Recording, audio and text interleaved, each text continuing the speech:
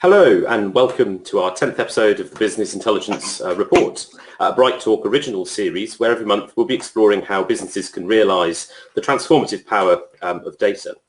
In today's webinar we'll be covering decision intelligence and discussing decision intelligence frameworks, and how these differ from artificial intelligence and how businesses can leverage DI to refine decision models and processes. My name's Eric Topham. I'm the CEO of the Data Analysis Bureau, a data science and engineering innovation company, and I'm joined today by three really great experienced guests in this field, Peter, Pragya and Bipin, and I'll let them introduce themselves right now. Peter, do you want to kick us off? Definitely. So, hey everyone, thanks for joining. My name is Peter Bayless. I'm the CEO and founder of Sisu Data. We are an augmented intelligence company basically building out large-scale data analytics for modern data stacks. And prior to Sisu, was on the faculty at Stanford in data analytics.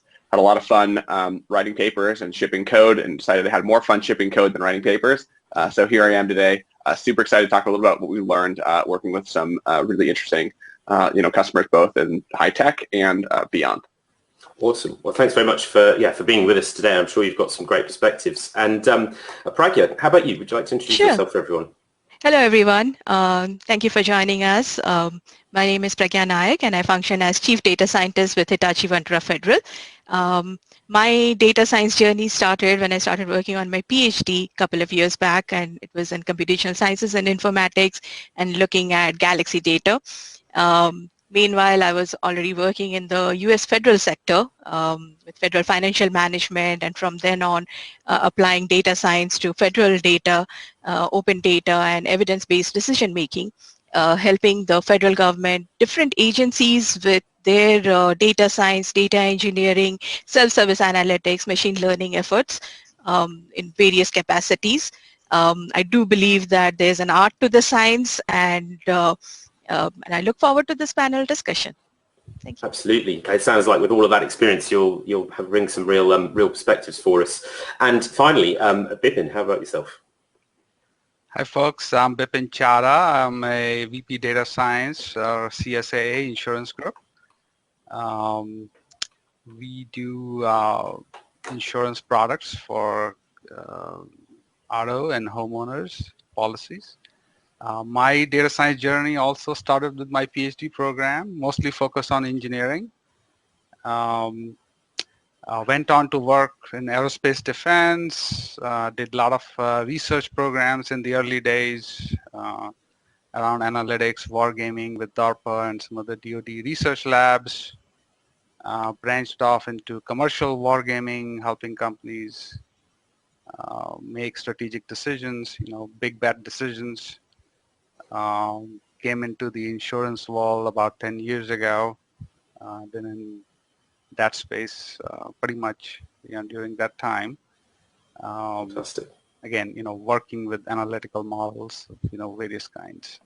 Sure. It sounds like along that illustrious career, you've helped a lot of people with their decision making as well. So just before we get started, I do just want to remind the audience that we are live and interactive, and we do want to hear your questions and feedback. So if you hear anything that really kind of tweaks your interest, makes your ears prick up, please do submit those through the chat. We'll pick those up, and I'll do my best to put that to our panelists as we go along. And if I don't get a chance through the discussion, which hopefully will be sort of flowing nicely, then I'll make sure to try and pick those up at the end.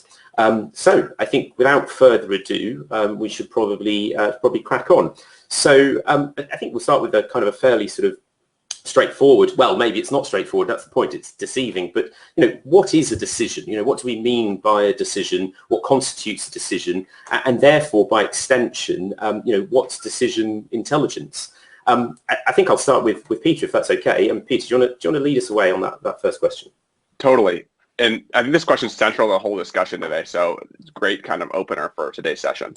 For me, what a decision is essentially what modern knowledge work is all about. So whether or not you're in marketing, sales, business operations, product development, engineering, you're making decisions on a day-to-day basis about how to perform your job. And increasingly, the output of your job is measured according to KPIs and metrics that are informed by analytics.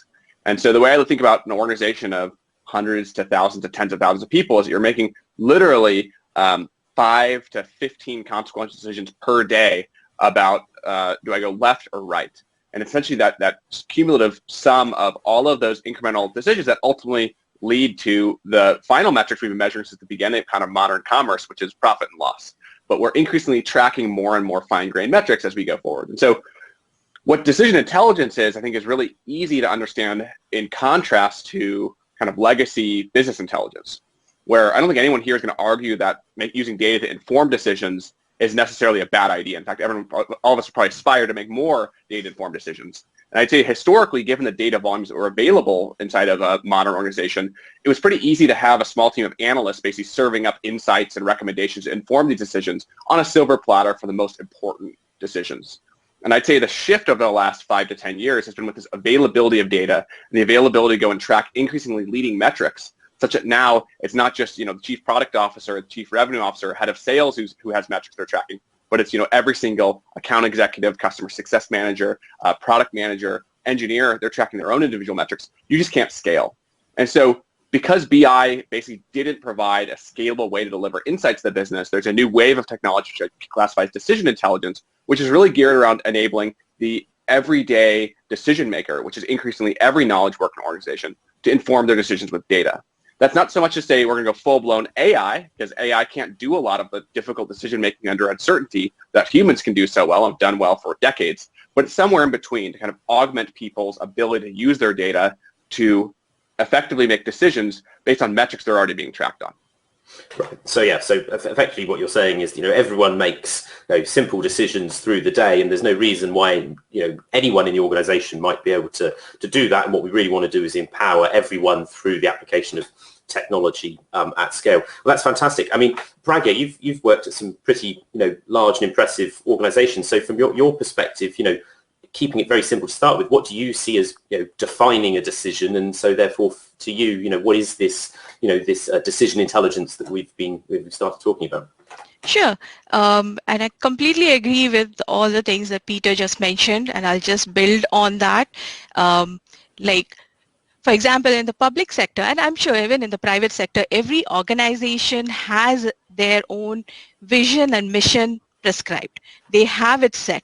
And decisions are the different turning points by which you try to meet that vision and mission of that you have set yourself. That's your goal post. You're trying to get there in the most effective, in the most operational, most efficient manner possible. And these decisions, more often than not, they can be automated. And the way I tend to think of decision intelligence is that Peter mentioned about business intelligence. I think of decision intelligence as BI++. And obviously, I can take back the definition that I started off as a C++ developer, so I would like to think of everything as plus.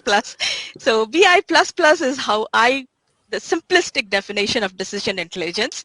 And I think it's about how do you do your organization management and bring in the automation that will make it more a more stable, a more resilient organization to changes and change is the only constant, right? We all know that. Right. Yeah, absolutely. Okay, so I think what we're sort of teasing out here is that really there's this element of sort of BI on steroids, if you like, or BI sort of 2.0, but not necessarily full-blown AI. And we'll get on to the difference, I think, in a bit, and we can also argue about what really is artificial intelligence, and are we in fact just kind of labeling things in different ways. But I think just to kind of bring Bipin into the conversation, Bipin, do you want to add anything to what the other guys have sort of spoken about? Yeah, I think so. Let me build on top of that. So I won't repeat what has already been said. I think the only other thing I would like to add is that there's this notion of uncertainty, right? And also you don't always have all the information, and that's what makes certain decisions more interesting, let's say, right? And because you don't know what the future will hold. So you are trying to make decisions that are going to increase the odds of your success, right? And you want to make these decisions so they are robust to the external environment changing, right? So if you made a decision thinking nothing will happen this year, right, and then I'll meet my goals, then you're probably missing out because, there may be a COVID lurking, and Yeah, that will right. show up, in a Sure. month, right? Yeah, So, yeah. so those are the kind of things you have to think about, so you don't have all the information. Your information is noisy. The environment is uncertain. How do you make good decisions that takes your organization or whatever system you're working with to its goals, right? So that's what Absolutely. makes decision intelligence, or whatever you want to call it, interesting. Yeah, and I think that's, this bit about uncertainty is certainly what I'm kind of interested in terms of DI. The fact that decision intelligence as a discipline is trying to kind of sort of bring together the analytics professional that does have an understanding of uncertainty and bias and error and so forth, and connect that through to the to the less analytical professional within an organisation, so that we can have a closed loop decision system that accounts for all of that. And I think you're right to bring up the pandemic. I think, probably the last 12 months has probably been a mass global lesson in trying to understand, uncertainty and risk. So I think it's a fantastic time to be sort of talking about this. And so I guess that sort of probably segues us into the next question, which is, what's led to the rise of decision intelligence? Why has it come about? What are the drivers? What are the needs that have caused it to come to to the fore? So I'll just, I think, go around sort of logically again. Peter, do you want to pick up here? Yeah, absolutely. I think the idea of making decisions in an organization is not new, right? People have done this for years and years, probably centuries even. But the delta today compared to even 10, 15 years ago is just this massive amount of data consolidation, collection and consolidation, where 10 years ago, you'd have data in a bunch of different silos. Marketing have their own database, sales have their own database. You'd likely have different databases in different departments and different lines of business.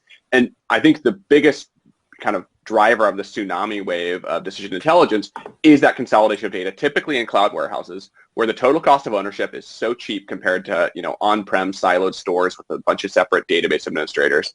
And you have all this data in one place now. You still have to integrate it, still have to clean it. That problem hasn't gone away.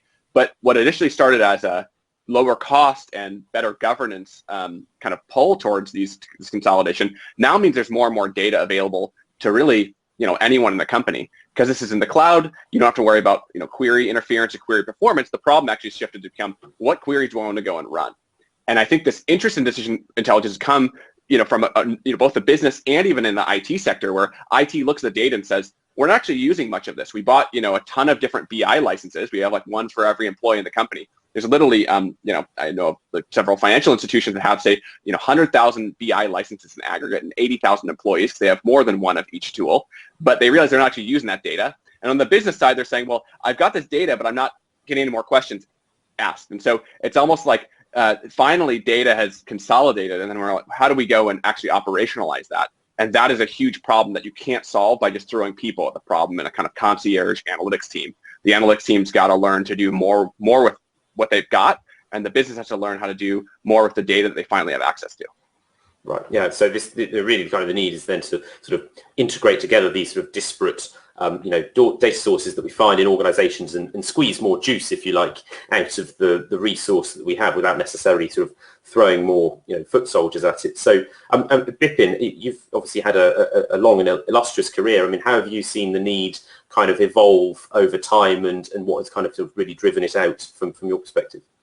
Yeah, so it has been a very interesting evolution. I think if you look at BI, the way it has been traditionally practiced, the fundamental assumption, whether understood or not, has been that if only you could give me all the data I wanted, I can make great decisions, right? Mm-hmm. So the BI people have been, spending a lot of time, effort, and all kind of things, putting together these dashboards and reports, and they take it to the senior leaders. They initially are impressed by the fancy looking, report and dashboard. But 2 months later, they say, hey, I need a new report because this one is not helping me, right? Mm-hmm. Now, the decision leaders many times don't know what to ask for, right? So they ask for a new report. What they really mean is, tell me something actionable. Don't just send me a historical report on what happened last year, last month, or whatever.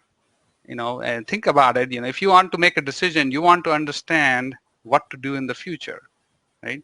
What should I do? What are the consequences of what I'm about to do? If you don't understand that, then all the data in the world is not going to help you.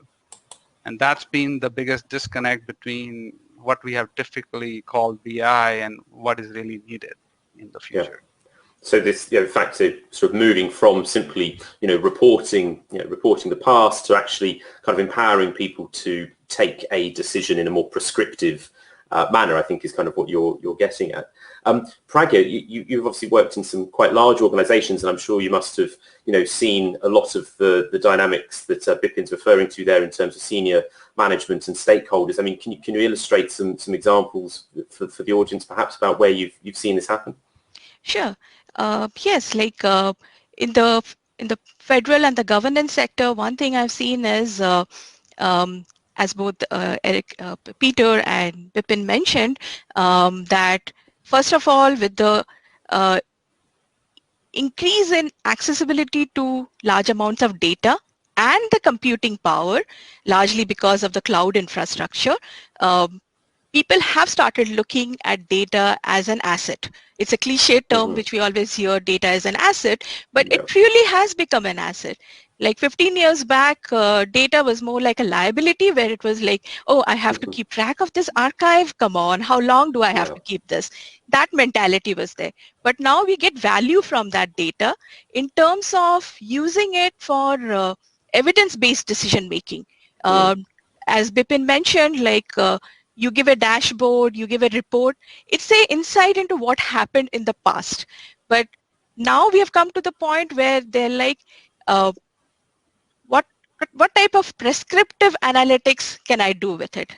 As in, like, if I take this action, what will be the outcome? Can you look at the data and give me that insight? So I have a kind of like a crystal ball to be able to look at it and do my what if analysis, but in the future, not just in the past.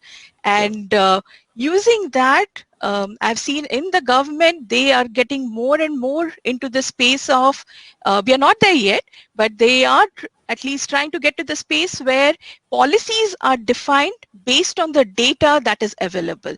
And at the moment, the more focus is on being able to store and gather all this data and make it accessible so that that can happen. The prescriptive analytics can happen, and then eventually cognitive analytics, which I think is a combination that leads to decision engineering or decision intelligence, prescriptive plus cognitive analytics, where you see this trifecta of people, process, and technology all working together as powerfully as possible.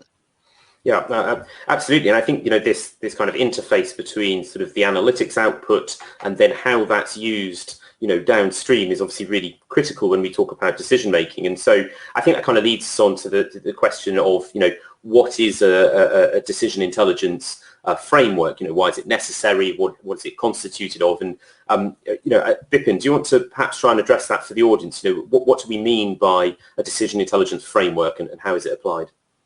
Yeah, so from my perspective, a framework for decisioning is a forward-looking framework, right? So it's not a backward-looking framework. It uses the historical data because that's obviously helpful and very useful. But it's something which allows you to play out multiple scenarios, right? Because you don't know what's coming this year, right? So you have to be able to play out, multiple scenarios, even thousands or tens of thousands of scenarios potentially, right? To see what are the likely outcomes that can happen given if I make a certain decision or if I take action. So that's one aspect of it. The other aspect is what I call causal understanding of your system, right? So a lot of times we just, get to a point where we understand, a correlation-based, pattern matching algorithms answer, and that's good for many things. To drive a car, you don't need to know how the engine works, right? Going back to my engineering background.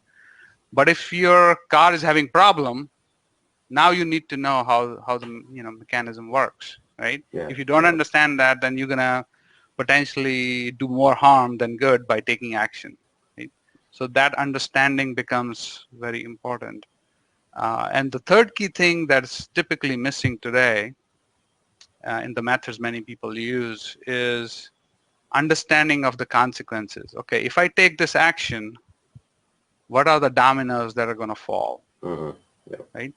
What are the known consequences? What are the consequences you haven't necessarily thought about, right?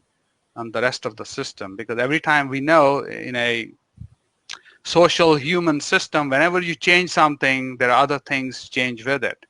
And a lot of the data you have collected in the past may become invalid, for example. Right? So understanding all those consequences, playing them out, and then make an informed decision based on it. Again, to various degrees. Not every decision needs this kind of analysis, but many decisions do. So that's, to me, is the framework out of which you take bits and pieces as needed to help you make decisions. Absolutely, yeah. So it seems that the key here is sort of around not only generating the predictive foresight of future events and future states, but then having that sort of causal inference aspect to be able to understand what drives those outcomes and therefore what actions we might take, and then from there extend into understanding what the downstream consequences are. I mean, Peter, from sort of what you guys do at CISU and how your technology is applied, where do you think sort of most emphasis should be applied, and where do you see it sort of misapplied when people are building these or trying to build these decision intelligence frameworks? Absolutely, yeah. I'm going to come back to something that Bipin brought up earlier, which I think is critical to all of this, which is this concept of uncertainty. And I think that at its core, this a process of decision intelligence is all about decision making and planning under uncertainty. And so in a world where you have no decision intelligence support, there's no automation and so on, you don't have any data, you're going to use, you still have as a human, as a business operator or organizational operator, you have a ton of priors about what's going on in the world, what's past performance, past actions you've taken. There's a lot of state inside of your brain, and that's actually remarkably valuable. Now, as we've talked about, there's not going to be all of that data in even the world's largest cloud database today, because it's just too hard to capture all of that. And so I think that in some sense the decision and the planning still goes on, it's performed by humans. But where the decision intelligence frameworks today can actually make an impact is actually reducing uncertainty. And you reduce uncertainty by presenting the right data to the right people at the right times to inform these decisions and lower those error bars.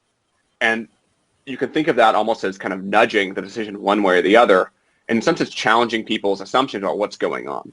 So, for example, if I'm in charge of GM in charge of a new product launch, for example, we work with Samsung on some of their phone launches, right? I'm gonna have a mental model based on all of my years of experience, developing products in a particular vertical, say mobile phones, and I'm going to have some priors in my head about what's the right thing to do. And 95% of the time, I'm probably going to have the right idea.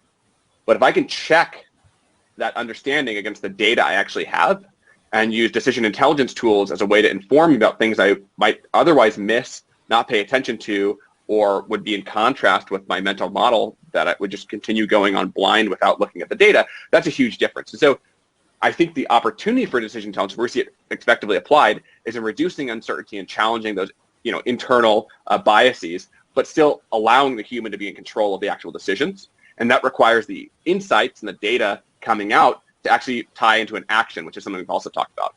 And where I see this falling down is when there's an expectation that decision intelligence means we're going to automate the entire decision loop. Because coming back to the car example, we still can't get autonomous cars right. There are millions of people who drive every day in the world and make it to work and make it to the grocery store on time. How many people can perform the complex executive functions that you do in your organizations? A much, much smaller number.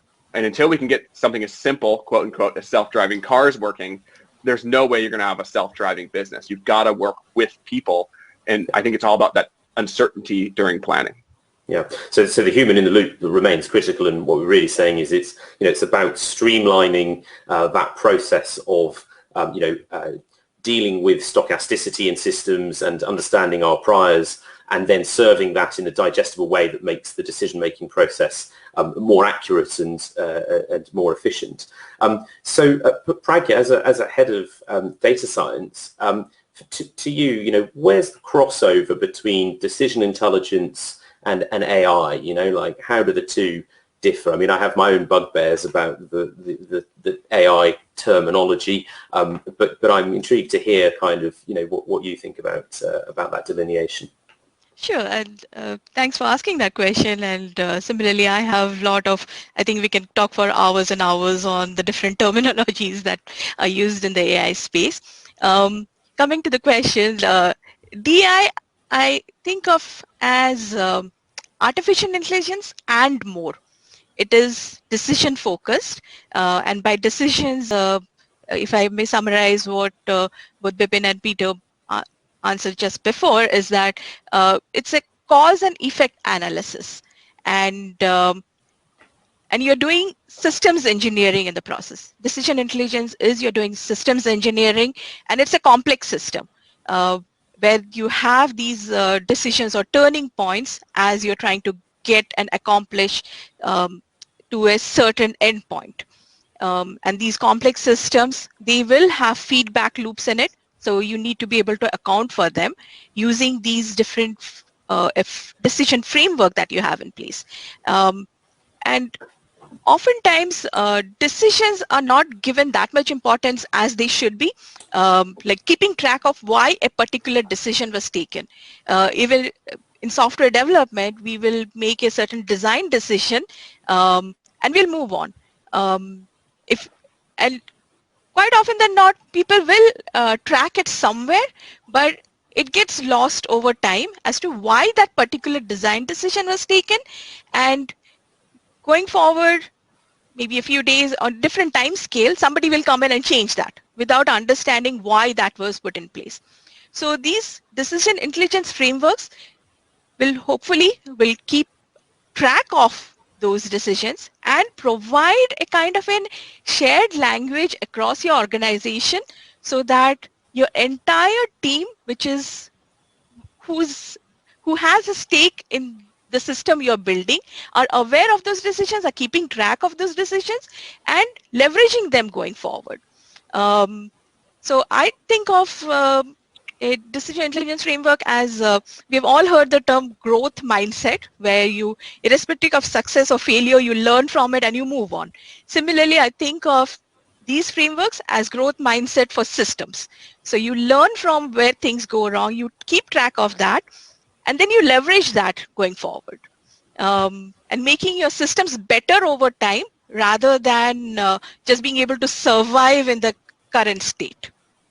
Cool. So it sounds to me like what you're saying is that in a sense, decision intelligence frameworks are almost a natural extension, if you like, from those robust, for instance, ML ops systems that people are now aspiring to build, are more robust in how they manage data and the machine learning models that are deployed, so that they are more consistent. And so you're really talking about sort of extending that into then the human decision making side of the business and the processes that go with it. And so I think that combination is an interesting sort of perspective to take. Bipin, what are your thoughts about how decision intelligence and AI and data analytics sort of work together? Does it combine them, and if so, sort of to what degree? Yeah, I mean, there's definitely a lot of overlap and interrelationship between these things. In some sense, I feel AI encompasses everything. It's just not practiced today as such, right? So today, most of what is practiced in the name of AI is mostly machine learning. Yeah, for sure. Right. And the focus is on, so for example, prediction. Let me predict what will happen. But when we think about decisioning, many times our focus shifts from predicting the future to what, at least in DoD, we used to call it several decades ago, shaping the battlefield. Right? You don't want to just predict who will win. That's not very useful. You want to ensure you will win.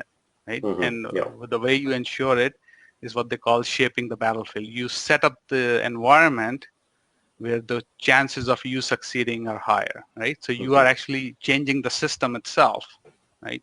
Now Yeah. it's invalidating all the data you have collected, Exactly. not completely, but you're deliberately changing the system so it's stacked in your favor, Yeah. so to speak, right? So there's a fundamental mind shift in how you approach the two problems, and I think that's, in my mind, the biggest difference. Absolutely. I think it's a fascinating thing to me to, having come into the data science world from an academic background, from a statistics, foundation, and where we, focused a lot on, causality and, being able to, understand relationships at a causal level, and then coming to, the data science world where everyone seems to be very focused on, predictive accuracy as their main thing. And now what we're seeing, I think, is exactly what you're describing. That people have realized that, knowing some future event will happen is all well and good. And what we really want to know is, well, why is that event going to happen? And, what therefore might we be able to do about it, and perhaps moving away from battlefields, which might be alien to most people, but this kind of self-affecting element as well, I think, adds real complexity. And customer churn, for instance, for people, that might be a much more common use case where if you're successful at taking decisions from your analytics system, you would almost expect to see your system performing eventually badly, right? So I think this is kind of a really interesting element about these systems and how we use them. I mean, Peter, from your perspective, what are the practical implications of using decision intelligence and combining them with AI? Yes, I think we can sort of narrow that to machine learning. What are the implications? So I think one of the reasons why decision intelligence is such an important topic, and there's even 700 people registered for this webinar, right, to come listen to this, is that unlike AI ML, which is often practiced by kind of this cabal of wizards that live in a department, and you might have 5 of them, on staff, everyone makes decisions. Right? Literally everyone makes decisions. Yeah, in theory, the impact of decision making or decision intelligence is everyone inside of an organization. And that puts real challenges on the kind of AI ML and statistical methods you're going to use, because look, if I can't get a self-driving car to work and I can just basically play Atari reliably, it's going to be very hard to come up with robust AI ML that's autonomous and runs on its own for every single person's use case. And so the framework that we found most helpful to think about how AI ML can solve this decision intelligence problem is not about that kind of automation of the workflow or taking decisions autonomously, but I think of it more as something we've seen work really, really well in the consumer sector, which is relevance. Mm-hmm. So if you think about Google and Facebook and TikTok and Netflix, it's all about what content. There's too much content for me to go look at. What should I go see? And if I told you, I've had a churn predictor that was 40% accurate, you'd throw it out the window. But if I going to do 5 things about customers, who are likely to churn, they tend to be, they onboard in the last month, or they didn't use this feature or so on, and 2 of those 5 are useful to you that you wouldn't otherwise see, that's like massively valuable. And so in some sense, it's like, how do I find the right things to show someone at the right times, which has a lower bar for accuracy, because you're almost priming the user in terms of almost nudging them, making these suggestions, saying here's what things that might be relevant for you. It's not a hair on fire situation. None of our customers have ever asked to get paged in the middle of the night to learn about how they can increase gross retention. They like hearing about it at 8 a.m. when they show up to work, but not at 2 a.m. realizing that Midwest sales manager could optimize his campaigns and store layouts and so on. But that's like the framework I think is very practical, and relevance works at scale for every consumer experience we have today. And we've switched from the static, manually driven experience working with modern applications to a dynamic feed. BI and classic legacy systems are still very much user-driven, manually driven. Talk about curate this dashboard for me. I'm going to see whatever I see. It's it's not going to be updated live, that sort of thing. I think what is very attainable with today's AI ML methods is a similar type of dynamic experience where we present the right content to the right people, which is ultimately substantially easier than closed-loop decision-making. Still very hard to actually pull off, but it's this idea of show me the relevant data at the right times. Yeah, and I think this point around relevancy is critical, and probably is the beginnings of another completely different conversation, but perhaps where about why data science teams have at times failed, and I think that really comes down to sometimes the inability of very technical people to present the relevant information to the less technical user. So I think that's a really critical point that you raised there. So Pragyan, from your perspective as a data science leader, kind of how does decision intelligence go beyond the technology? What are the human aspects of it? How do you approach that yourself with your teams and this this issue of relevancy, if you like, to the end user? Sure. There are a couple of different aspects to that question. It's a very serious and relevant question for every team that is trying to develop a data-centered solution. One is, I've often seen like an organization will have a tool of choice and they want to use it for something. And sometimes that something is not defined even. And always my prime focus is you have to define why you are doing it. And based on that, identify the solution that is applicable for what you're trying to accomplish. Define your why. How do you accomplish it? Then look at the tools. Then look at the data that is available. And sometimes it has to be the other way as well. I do understand that at times you have these data available to you and you want to do your proof of concept initially to better understand as to, do I have data that can help further my business goals, etc.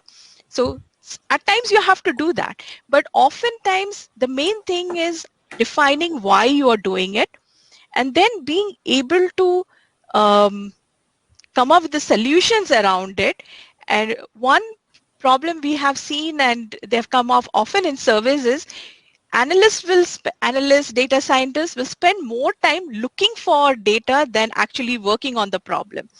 So that's the space where data ops frameworks become very useful, because they help you get a grasp on what is it that I have presently access to, and will it help address this why that I want to tackle. So for example, if I'm trying to do a marketing campaign for a certain focused group, then do I have the data which is from that space, or do I have to first look for the data from that space? So doing that type of systematic analysis, understanding the gaps both in technology, data, as well as the solution space that you are trying to get into in order to be able to meet that decision goals that you have set for yourself. Yeah, okay, absolutely. And yeah, that's I think a really valid point there that you make. And I think that when we sort of think about how we extend these systems into organizations and the humans that are using them, I think we would be remiss to not think about errors that we might commit when it comes to making decisions. I mean, it'd be easy to sort of slip into this thinking that, well, once we've got these systems in place, we're almost infallible. So Bipin, from your perspective, how do we try and sort of, I won't say eliminate, but perhaps minimize errors that are made in decision making, and in particular, I think what's really interesting to consider is how do we deal with biases that are either built into our systems or inherent within the data that those systems are using. So a couple of methods we use is, one, you want to approach the problem from a systems perspective, right? So there are methodologies like systems thinking and system dynamics that are very well developed bodies of practice. And those are the mechanisms I use to first understand, what the overall system actually looks like in which you are making a decision, right? So because if you don't understand the broad system, you're not likely going to understand the actual root cause of the problem, right? Like Pragyan was saying, ask why. And I actually say ask why 7 times at least, right? Because otherwise you're not going to know what the real problem is, right? And this issue is actually exacerbated by the data analytics approach today. And the reason is we typically collect data on symptoms, right? Because that's the easiest thing, right? As you can imagine, a symptom is visible, it's easy to see, it's easy to collect data. Yep. The root cause is hidden, nobody knows about it, and probably nobody ever bothered to collect data on it, Yep. right? So how do you now solve that problem using traditional techniques where you have collected all kind of data on symptoms, but you know nothing about the root cause, right? Yeah.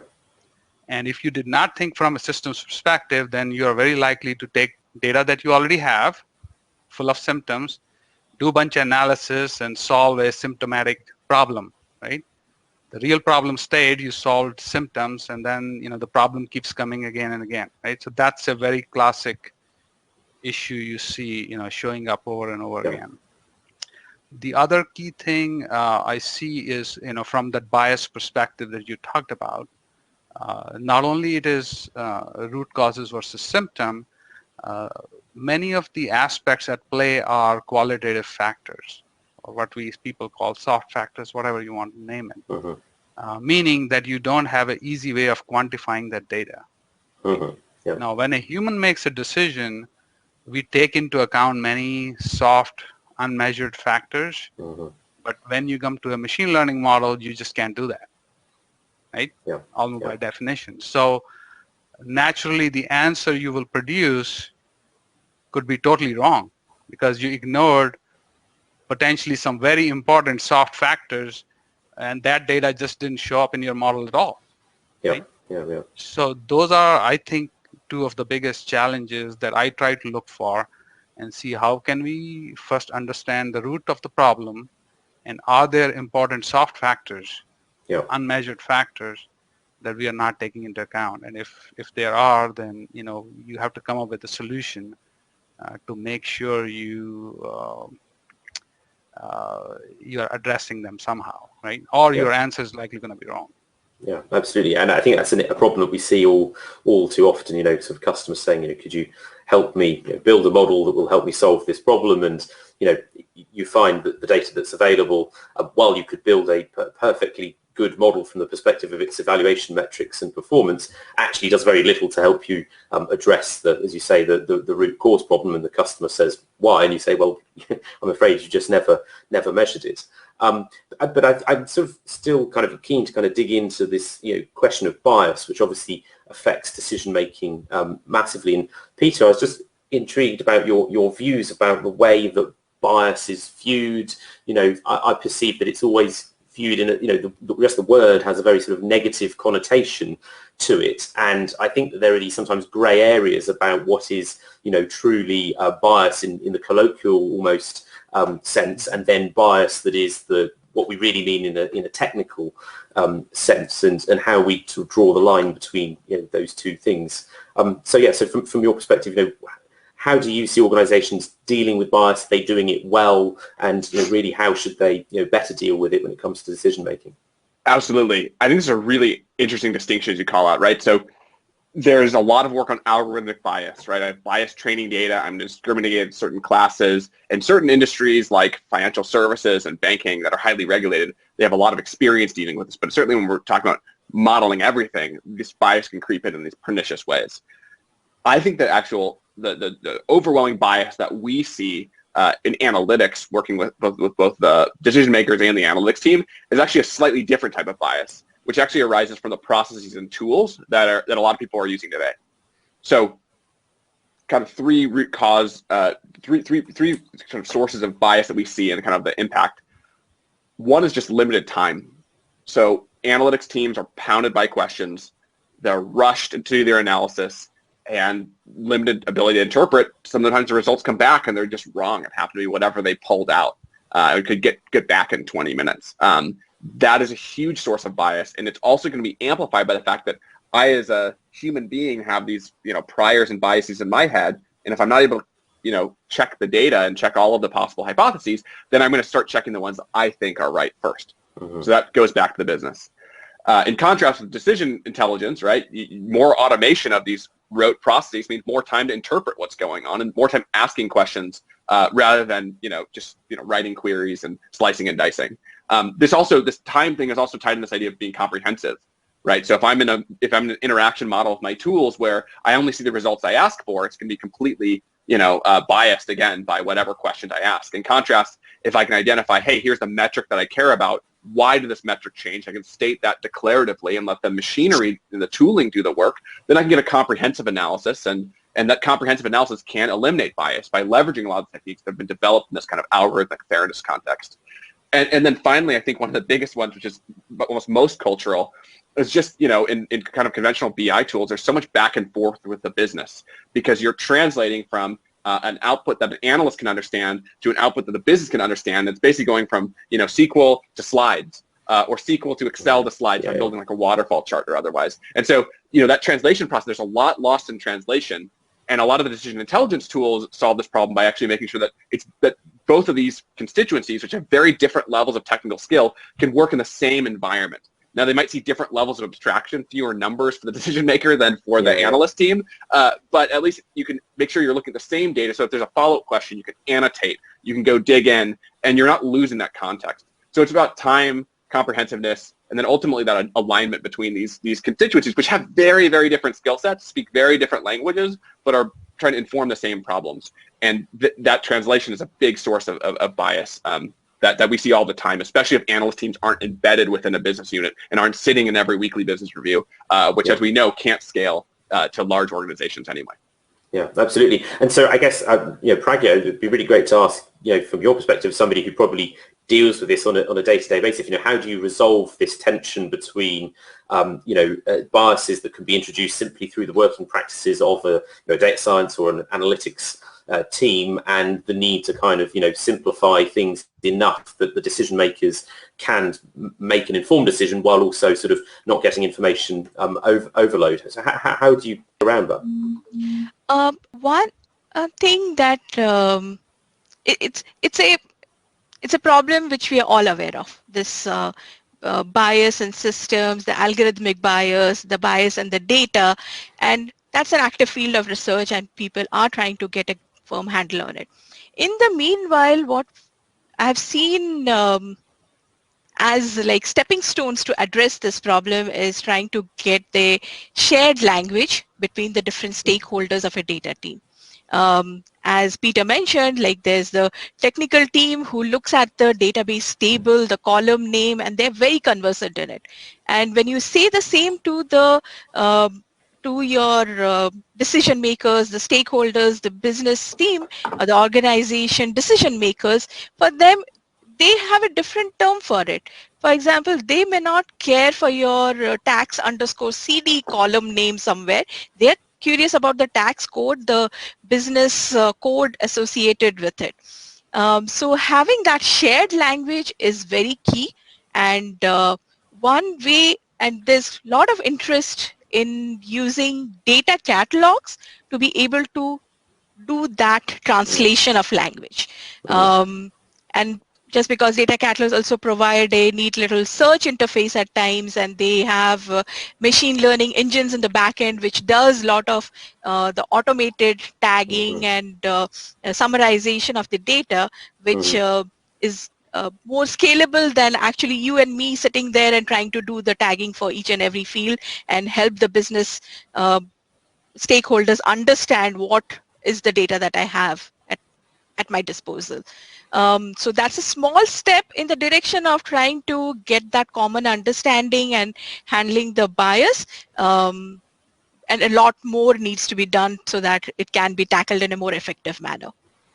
Great, yeah, and I think that's really interesting about some of that technology that is now becoming available to help people do that. And I guess sort of we'd be almost remiss to ask about how the events of the last 12 months have impacted the way that decisions are made, the quality of them, and whether you think in fact it's driven any acceleration in the in the tooling that people are developing as a result.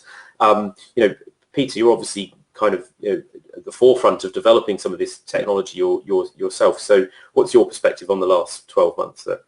Yeah, it's a great question.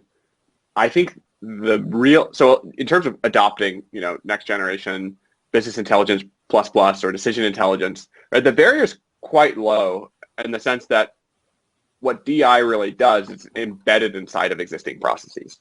So it's the difference between taking a report that goes to a weekly business review or to a board meeting. I actually had like venture capitalists reach out and say, hey, we talked about CSU's outputs in our board meeting. Can we talk about CSU? It's kind of funny. So anyway, but it's different. Like you probably already have these reports, and it's just getting this deeper understanding of what's changing, why is it changing, scenario planning, so on. So it's actually quite easy to adopt in many cases, given the fact that DI is building on top of so much data infrastructure where there's already so much investment. And the hardest part of adopting DI is really being willing, as we've talked about, to go and actually look at the data, to go and question whatever internal gut instinct or bias we already have as decision makers. And many times the decision makers are not necessarily the data teams, the analytics teams. Mm-hmm. And so in that light, I think the tech trends we've talked about have really set the stage for decision intelligence and for data to take a much more central role. And then the last 12 months in this global pandemic where everything has changed suddenly opens the door whereby decision makers, even at the highest levels of kind of executive functioning, are now realizing they don't know all the answers. And so I think this is the time and will continue to be the time more than ever for analytics to have that impact across the organization for every decision maker, because you can't rely on gut instinct anymore. And I think, Bipin, you were the first one to raise COVID, but there are going to be other unforeseen events in our future, whether they're localized to a given vertical or more broad, widespread, especially as things are reopening and so on. And so I think it's that cultural change where the barriers for technology have dropped with the data consolidation. Now you're seeing the cultural barriers and people's willingness to question their own intuition using data, reducing that uncertainty. And we've seen massive uptick in interest in this type of technology. People realize they don't know why their metrics are changing, and they're willing to admit it for the first time because it's unprecedented. Yeah, absolutely, and I think you're right to kind of bring Bipin in there, because I was just going to ask Bipin actually after you, from your perspective, Bipin, what's what has been the kind of the most noticeable shift in the last 12 months compared to the sort of recent past that you've witnessed? Yeah, I think there is a slightly increased understanding of the need of the kind of things that I talked about. I know that when you say, hey, you need to be thinking about the next year as not that everything is going to be normal. We don't know what next month brings, right? Mm-hmm. It's probably not COVID. Absolutely. Although some a third wave or fourth wave, whatever we want to call it, could come. But here could be yet another completely different thing that might show up, right, that we have not been thinking about. So, and actually it ties back to your bias question as well. And one of the things that I've seen as the most useful is the notion we used to use in engineering a lot, which is basically have a safe experimentation environment. Right? Yeah. So think about it. When you build an airplane, you just don't build it and fly it, right? Which is what typically, by the way, what we do in machine learning, right? We build a model and we fly it. When Boeing builds an airplane, when Lockheed builds a plane, it first goes into a simulator, right? And you test it out 5 million times to make sure it's going to work. Yeah. Right? Then you deploy it. You need a similar kind of environment where you can wind tunnel test your ideas, your new algorithm, your latest fancy machine learning thing you have set up. And that's when you find out, is it biased, right? Because if you had a reasonably good experimental simulator, right, and you apply your algorithm, you will actually see the results, right? You will suddenly see that, hey, I'm biased toward this particular group. Why is that? Right? Let me go fix it. Right? Or, hey, here are the consequences when I throw a COVID in it. Right? My model fell apart. Okay, so how do I fix it? So you need an environment where you can test out these things, and that's been missing for most part. Right? There are a few leading organizations I know of that are actually doing it, but it's more of a rarity right now than in normal practice. So I think that's one of the key things I see. There's a renewed interest in things like that that I'm beginning to see.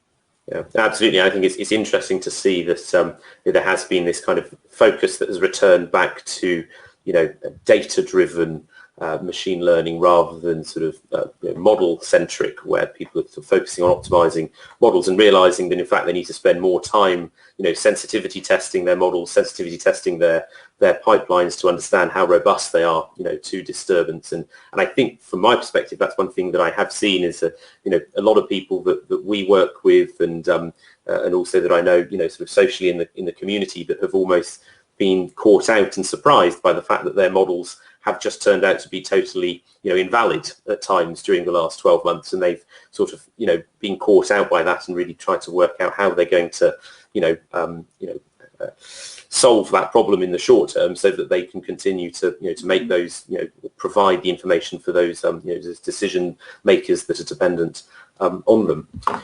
So we're getting sort of towards the end of the time that we have. So I think I was just going to go around and sort of ask you all for sort of any last, recommendations or words of, knowledge that you'd like to share, either to expand on anything we've said or just briefly raise anything that we haven't touched on. Peter, do you want to go first? Yeah, I think this has been an amazing conversation. So first of all, thanks, Eric, for facilitating it, and thanks for everyone for joining. Touch on a bunch of really exciting topics, and I think the key thing is, especially when it comes to AI, ML, and decision intelligence sort of in this realm, there's often a lot of, I don't think it's a surprise to anyone, there's often a lot of kind of hype and then, difficulty living up to the hype in terms of AI, ML. And I think this decision intelligence is slightly different in the sense that it's easier to get started than you might think, in the sense that it's really about accelerating existing analytics and decision-making processes. It's embedding within human processes as opposed to trying to take the human out of the loop.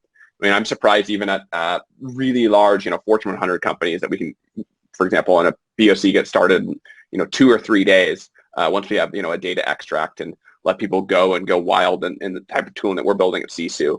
And I think if you're using BI tools to regularly run analyses, or you run an analytics team where you're constantly fighting fires, you probably already have a lot of the foundations required to actually leverage this type of decision intelligence. And it's more about making your teams more productive and enabling your business users to do more and more self-service. And the surprising thing that I think around the equivalent of the wind tunnel, to use Bipin's example, is really what we found is starting within a single department or a single use case. It's often amazing to me to see with our customers, you start with one successful use case for decision intelligence. It can spiral in this phenomenon where, for one customer, the person who initially purchased CC was in finance and they're in financial planning. And CC was known as like Craig's magic tool. And people wanted to go use Craig's magic tool because they knew that he could go and get answers faster than anywhere else. And so that's one of the things where I think it feels like, incremental progress is quite easy. But then again, just in the same way day-to-day decisions lead to, 1% better every day, radically better outcomes over time. There's a similar opportunity with BI that I think is very different from BI. And it comes down to like scaling back the expectation of automation and really, embracing the human side of analytics. Cool. Yeah, thank you very much. That's fantastic. I think this, the insight there around kind of these incremental, scalable, growth of these systems when you evidence the success of them is, I think, really valuable for people that are looking to, bring these systems into their organizations. Yeah, Bipin, how about you? Yeah, again, thanks for bringing this very interesting topic forward. As you can tell, this is very near and dear to my heart. And I think, I've already touched on, I think, the key things the organization could start doing, right? So think systemically, have a, or understand what your wind tunnel looks like, right? So if you are deploying stuff and you have no idea what your wind tunnel is, you probably have an accident waiting to happen, right? Mm-hmm. So yeah. Organizations just, think seriously, how am I going to test this, right? And realize that testing an IT system is very different, very, very different from testing a decision system, right? So with, machine learning and so on, it can be very powerful, but, with power comes responsibility, right? You can do serious damage to yourself. So that would be kind of my message, that, have some environment or mechanism in place where you can test out before, having a power tool in your hands. Before you use it in anger. Yeah, absolutely. And last but not least, but Pragyan, how about you? What are your final thoughts? Thank you. And thanks for having this panel discussion on this very interesting topic. And there was so many new things even I picked up from this, and I'm hoping the audience will as well. For me, I would say, like, as we were talking about the COVID situation, and we know that things like this will crop up in future. They may be of a different nature, but change is the only constant.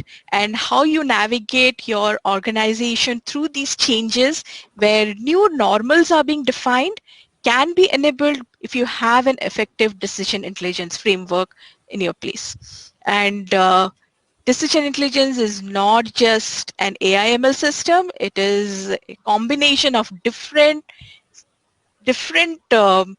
enablers that make your system and your organization resilient, adaptive, and getting to a better space than it was before. Absolutely, and I think you're totally right in this. I think this is the thing that I've learned over the last few years and has really kind of come out in this conversation, is that things don't end with the output from the technology. They're really only beginning, and people don't think enough about how they then use that and create a holistic system that uses both those humans within the organisation and the technology that's behind that. Well, thank you very much, all three of you, for your fantastic insights this afternoon, and thank you to the audience for attending this episode of the Business Intelligence Report.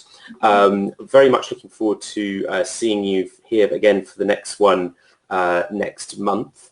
And the very last thing is, of course, we'd very much appreciate your feedback on today's episodes, and as ever, any suggestions for any topics that you'd like to hear in the future. We do take requests, and so if something's popular enough, we will go out and find those experts and bring them here to Bright Talk for one of these sessions. So thank you very much again. Have a wonderful rest of the day, and hope to see you all again soon. Thank you very much. Thanks so much. Right. Thank you. Okay.